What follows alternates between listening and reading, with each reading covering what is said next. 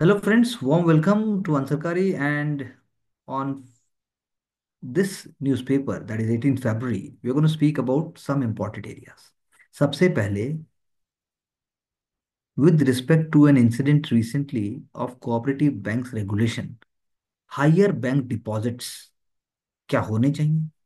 Current limit is 5 lakh, जो कि 2020 में आई थी and first revision was done after 27 years. And आप कह सकते हैं 1993 के बाद substantial hike अभी जाके हुआ। तो क्वेश्चन अराइजेस, क्या हाइक होनी चाहिए नहीं होनी चाहिए? What must be the basis? Regulator का जॉब है बैंक्स की वीकनेसेस के अगेंस्ट एक्शन लेना, लेकिन क्या जो डिपॉजिटर्स हैं या जो कंज्यूमर्स हैं उनको इसका खामियाजा ना भुगतना पड़े? इसके लिए deposit insurance and credit guarantee corporation, जो कि DICGC जिसे कहते हैं, which is overseeing payment of insurance on bank deposits, उसका रोल क्या आ जाता है? सो द क्वेश्चन अराइजेस कि अगर हम उसको रेज करेंगे तो उससे क्या मैसेज जाएगा और कितना रेज होना चाहिए? You think in that direction? क्योंकि जो डिपॉजिट इंश्योरेंस सीलिंग है वो 1500 1500 से 1962 में शुरू हुई थी। 30,000 वॉज इन 1980 और 1993 में 1 लाख हुई, जो कि 27 ईयर्स तक इतनी ही रही। तो customer point of view, government would like to protect interest of customers, लेकिन अगर कवर जो है अगर बढ़ता है तो इससे सिटीजन्स को बेनिफिट ही होगा, स्पेशली सीनियर सिटीजन्स। और बैंक की अर्निंग्स पर इससे कोई खास फर्क नहीं पड़ने वाला। Onshore ports, offshore ports, inland ports, artificial ports, सब पोर्ट्स की आपकी लिस्ट रेडी होनी चाहिए। वाधावन पोर्ट से आखिर इकोनॉमी और स्ट्रक्चर में क्या फर्क आएगा, ये हमें देखना होगा। और इंटरनेशनल बेस्ट प्रैक्टिसेस क्या हैं, चाहे फिर वो हांगकांग इंटरनेशनल एयरपोर्ट हो या ओसाका का कांसाई इंटरनेशनल एयरपोर्ट हो, उनसे हम क्या सीख सकते हैं? तो ऑफशोर एयरपोर्ट एयर कनेक्टिविटी के लिंक से इंपॉर्टेंट नहीं है, वो पोर्ट के साथ भी जुड़ा हुआ है। That's why I said you must know, चाहे वो आर्टिफिशियल पोर्ट्स हो, चाहे फिर वो इनलैंड हो, चाहे ऑफलैंड हो। The point is that we must understand the connectivity between different modes of transport. So please look into this from that perspective. और जो बुलेट ट्रेन आ रही है मुंबई से लेकर अहमदाबाद के बीच में, वो भी यहाँ पर एक पिट स्टॉप बनाएगी। So how do you visualize in coming 50 years, not only transportation, but also a kind of economic transaction जो होना चाहिए? MSME की बात हमने पहले भी की। We must know, the credit guarantees from which limit to which limit. दूसरा, हमें पता होना चाहिए ईज ऑफ डूइंग बिजनेस कैसे हो रही है। डेडिकेटेड स्कीम जैसे लेदर और फुटवेयर इंडस्ट्री की है, which is aimed at creating 22 lakh jobs, then how much it has been successful. Exemption of capital goods extended to add 63 new capital goods to boost domestic manufacture of lithium ion batteries। तो उनके location हमें पता होने चाहिए, lithium ion batteries के नए sources हमें पता होना चाहिए, और मोस्ट इंपॉर्टेंट जो वैल्यू चेन है उस पर आप कैसे काम करें। भारत ट्रेड नेट, उस पर आप थोड़ा सर्च कीजिए, समझिए उसको कि वो प्लेटफॉर्म कैसे, डिजिटाइज्ड प्लेटफॉर्म तो है ही, लेकिन क्या वो प्लेटफॉर्म वाकई इक्वल है, वाकई वो ट्रांसपेरेंट है, वाकई वो इनकरेजिंग है? ये हमें देखना होगा और उसको स्टार्टअप के आइडिया से लिंक कीजिए। How North India is vulnerable to earthquakes, ये ज्योग्राफी पेपर 1 के कॉन्टेक्स्ट में इम्पॉर्टेंट है। इम्पॉर्टेंट जो आज तक बड़े बड़े अर्थक्वेक्स आए हैं उनके यहाँ पर नाम भी दिए गए हैं। Bihar 1934, Kangra 1905, Nepal 2015 and Kashmir 2005। So the question arises that why? So what are the most dangerous quakes? The edge of Indian plate that is pushing into Asia lies deep under Himalaya along a fault called main Himalayan thrust. अब ये thrust बहुत important है क्योंकि वो धक्का दे रहा है उसको। तो MHT's 3 shallow branches are close to North Indian cities. उसकी 3 ब्रांचेस जुड़ी हुई हैं। दिल्ली, जहां पर आप कह सकते हैं खतरा है, कश्मीर, और नेपाल बिहार बॉर्डर, यहाँ पर फॉल्ट्स हैं। मैसिव अर्थक्वेक्स फिशर, यानी जब वो उससे एक आप कह सकते हैं कि लकीर, या आप कह सकते हैं उससे दरार आती है, और एल्यूवियल नॉर्थ के अंदर फिर झटके महसूस किए जाएंगे, और एक मेजर अर्थक्वेक प्रोबेबली इस रीजन में आना ड्यू है, ऐसा कह सकते हैं। एनडीएमए की अगर हम बात करें, प्रिपरेशन के बारे में बात करते हैं, तो एनडीएमए के आपको गाइडलाइंस पता होने चाहिए। एनडीएमए के आपको अर्थक्वेक स्ट्रक्चर्स के लिए क्या है वो उनके लिए पता होना चाहिए। ये सारे आइडियाज हमें होने चाहिए। और इस कॉन्टेक्स्ट में आपका कुछ पॉइंट्स आपके रेडी होने चाहिए कि कैसे इंडियन सिटीज अर्थक्वेक के लिए अपने आप को रेडी कर चुकी हैं। तो कॉज ऑफ वरी है, नॉट इमीडिएटली, लेकिन दिल्ली हरिद्वार रिज, महेंद्रगढ़ देहरादून फॉल्ट, यहाँ पर ग्रेटर रिस्क है, जैसा कि हमने इंडियन टेक्टोनिक प्लेट की बात की। अब अगर मैं दूसरे एक इंपॉर्टेंट टॉपिक की चर्चा करूं कि which of the MBA programmes they are giving the highest pay, उसमें 31st पोजीशन के ऊपर Indian Institute of Management Ahmedabad है। माई ओनली क्वेश्चन अराइजेस, क्या वो अ, एक इक्विटेबल तरीके से मेल फीमेल सबको, हम जब जॉब मार्केट की बात करते हैं, क्या उस एंगल से भी आप प्रमोट कर रहे हो? क्या वो इंक्लूसिव है? क्या वो सस्टेनेबल है? क्या वो ऐसी जॉब्स के लिए हैं जो पब्लिक गुड्स को प्रोड्यूस करती हैं? Please do look from that perspective. अगर मैं बात करूं एक्सपोर्ट मिशन की, तो एक्सपोर्ट मिशन का काम है इंडिया का वर्ल्ड एक्सपोर्ट मैन्युफैक्चरिंग और सर्विसेज में शेयर बढ़ाना। इसके लिए डिफरेंट मिनिस्ट्रीज का आपस में कोऑर्डिनेशन होना बहुत जरूरी है, और साथ साथ में एमएसएमईज और एक्सपोर्ट क्रेडिट रिक्वायरमेंट्स को समझना जरूरी है। इसके साथ में हमें ये भी देखना होगा कि कैबिनेट का जो अप्रूवल है वो क्या फ्यूचर और फॉरवर्ड लुकिंग है, मोर गवर्नेंस और लेस गवर्नेंट की बात करता है, क्या सर्विसेज हैं, लिस्ट बनाइए जिनको इंडिया फ्यूचर में प्रमोट कर सकता है, और उसके लिए कैसे हम ग्लोबल स्टैंडर्ड क्रिएट करें। Global aerospace firms turn to India amid supply chain crisis. Airbus, Collins Aerospace, Pratt and Whitney, Rolls-Royce, ये सभी इंडिया की तरफ ध्यान दे रहे हैं, because they want to have a stable future, forward looking and an accessible manufacturing place. So Make in India initiative का एक तरीके से पार्ट है। तो ऐसे एरोस्पेस के अलावा, या एरोस्पेस में मैं अगर कहूँ, तो इंडिया क्योंकि third largest domestic aviation market है वर्ल्ड का सीट्स के मामले में, और फास्टेस्ट ग्रोइंग है, तो आप सेफ्टी देखिए, इंस्टीट्यूशंस के नाम देखिए, स्पेशली डीजीसीए का रोल देखिए, और साथ में ये देखिए कि वर्ल्ड में जो हब्स हैं, क्योंकि ज्योग्राफी में मेंस में ऐसे क्वेश्चंस आ सकते हैं, तो ऐसे कौन से हब्स हैं जो कि वर्ल्ड ट्रेड को प्रमोट करते हैं। India Qatar, very important relationship, and please do look out. Seven Emirates को देखिए, उनकी इंपॉर्टेंट सिटीज को ऐसे में एटलस में देखिए, और इसके बारे में डिटेल में हम बाद में चर्चा करेंगे। 50% luxury car buyers are now under 40, तो क्या ये अच्छी खबर है, या एम्बिशन हमारे धुंधले हो रहे हैं, या हम जल्दी पैसा कमाना चाहते हैं? ये कोई स्टेटस सिंबल है? क्या ये क्लाइमेट चेंज को हाथ में रखकर है? क्या ये एक सिंपल लिविंग का बेंचमार्क नहीं है? इन तरीके से अगर आप सोचेंगे तो आपको समझ में आएगा कि लग्जरी कार के बायर्स अगर यूएस में हैं, अगर यूरोप में हैं, तो क्या वही मॉडल हमें करना है? German voters are seeking change, it reflect that what must be the issues in developed countries like Germany. क्या वहां पर इकोनॉमी कॉन्ट्रैक्ट हो रही है? क्या वहां पर इमिग्रेशन इश्यू है? क्या वहां पर डिससेटिस्फेक्शन है इतनी हाई लेवल ऑफ ग्रोथ के बाद भी? अगर आज भी वहां ऐसा है, तो इंडिया जब डेवलप्ड हो जाएगा तो इंडिया में कैसे इश्यूज होंगे? Far right alternative for Germany party के आखिर विचार क्या हैं, और वो किस तरीके के फ्यूचर आइडियाज को प्रमोट करता है, ये हमें सोचना होगा, यही देखना होगा।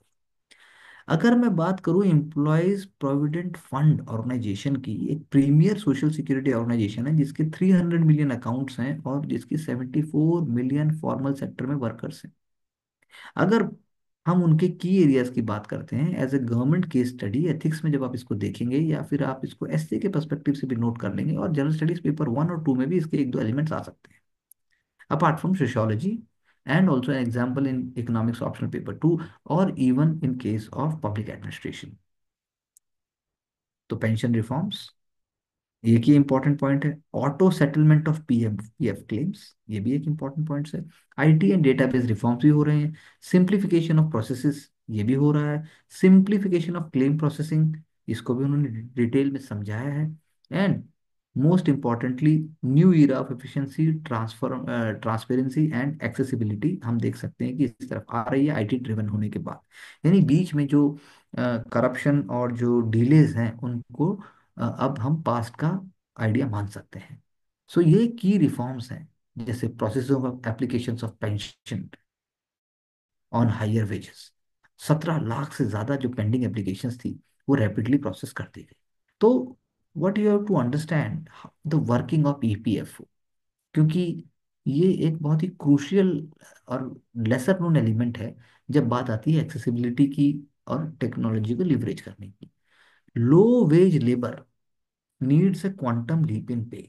क्या जिन लोगों को कम पैसे मिल रहे हैं, चाहे फिर वो डोमेस्टिक सर्वेंट्स हैं, चाहे फिर वो छोटे छोटे शॉप्स पे काम करने वाले हैं, ब्लू कॉलर जॉब है और छोटे वाइट कॉलर जॉब भी, क्या उनको ज़्यादा लीप पेमेंट में नहीं चाहिए? एंड मोस्ट इम्पॉर्टेंटली कॉर्पोरेट और specially real estate sector.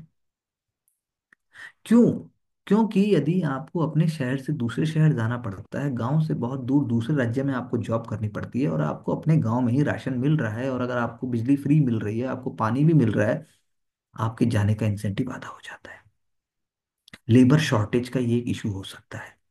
Specially कोई भी अपने आप को बेंड बैकवर्ड करके आज की डेट में इस तरीके से जॉब नहीं चाहता, ऐसा बड़े बड़े कॉर्पोरेट सेक्टर का, और ऐसा हमारे जो कुछ इस्टेब्लिश्ड, कहना चाहिए मुझे, मल्टीनेशनल कॉरपोरेशंस और कंपनीज हैं, उनका ऐसा मानना है।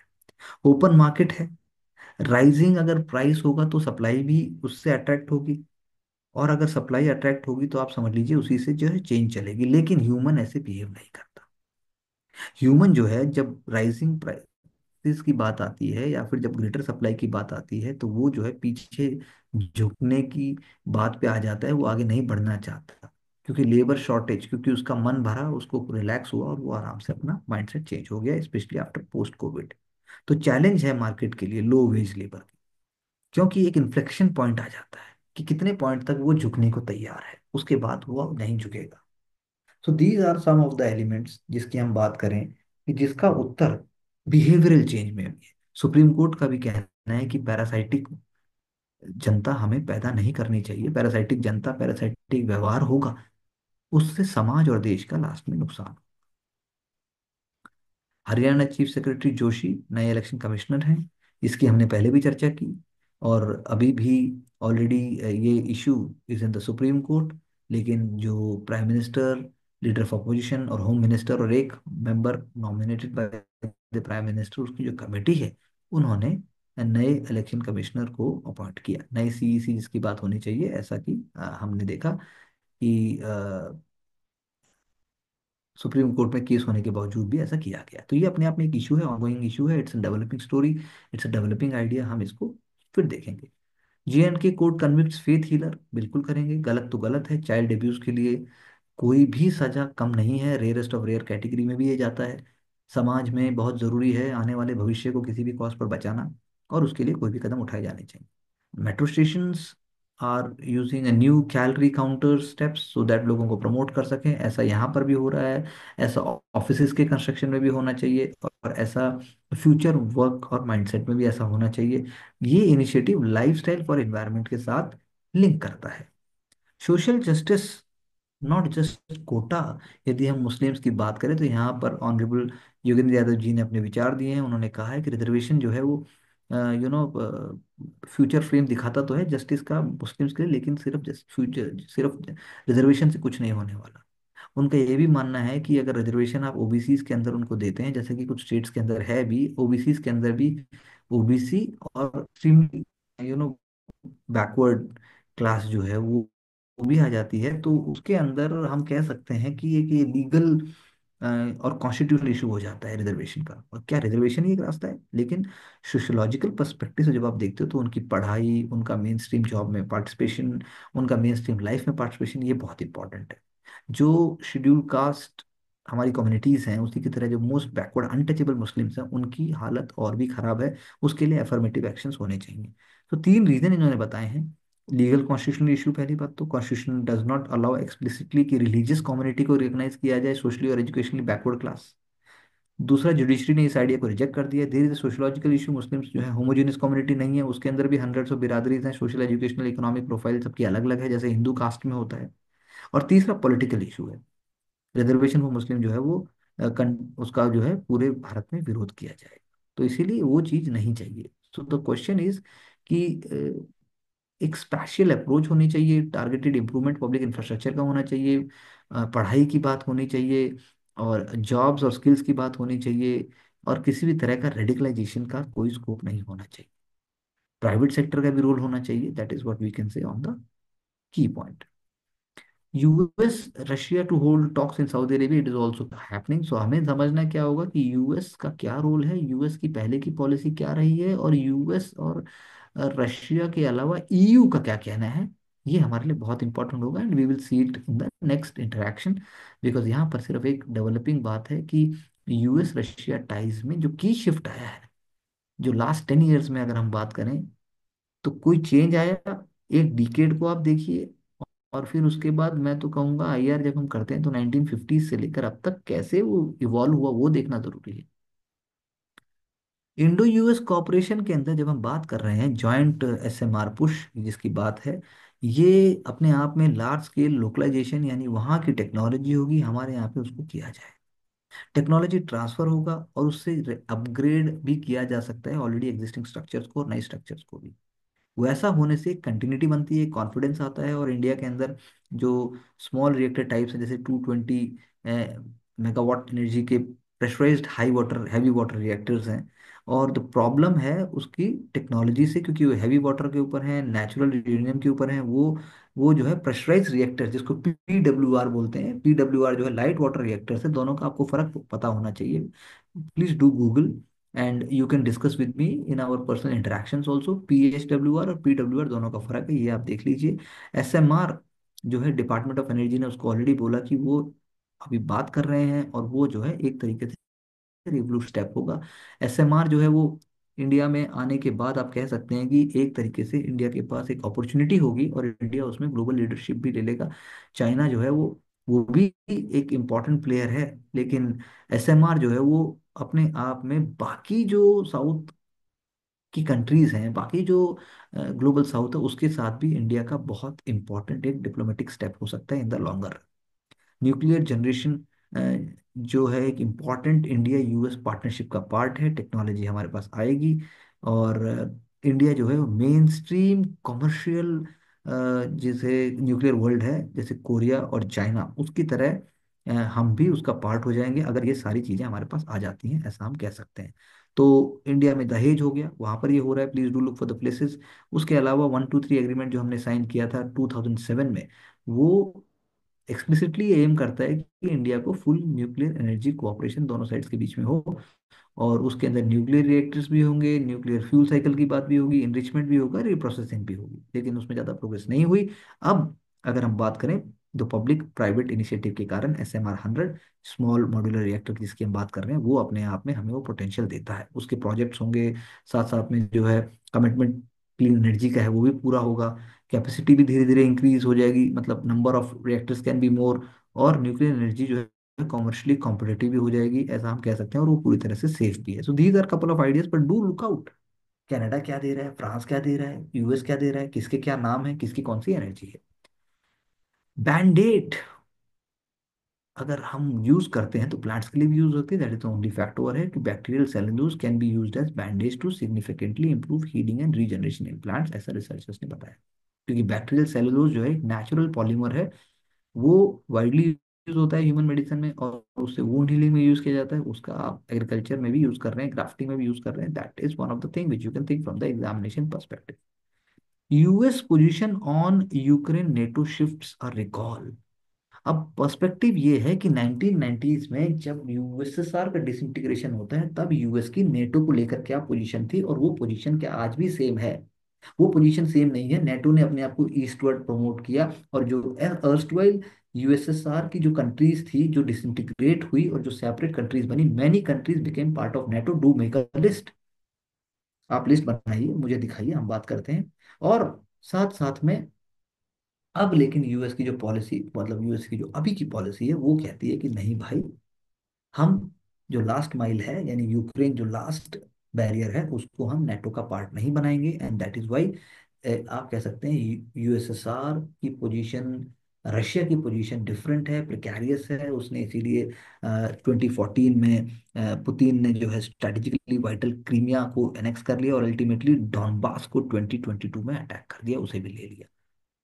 सो अब बहुत ही स्ट्रेटेजिक और बहुत ही इंपॉर्टेंट स्टेप है, क्योंकि यूक्रेन के दरवाजे अगर नेटो से जुड़ते हैं तो रशिया बौखला जाता है। रशिया इस बात को किसी हालत में मंजूर नहीं करेगा। But I would like you to make a list, as I told you, of the countries which have become part of NATO after 1990s, और after the promise of the US कि हम नेटो का eastward expansion नहीं करेंगे। That's all for today. Do right, work smart, trust in your abilities in order to get success, because I believe there is no other shortcut in the longer run. Thank you very much.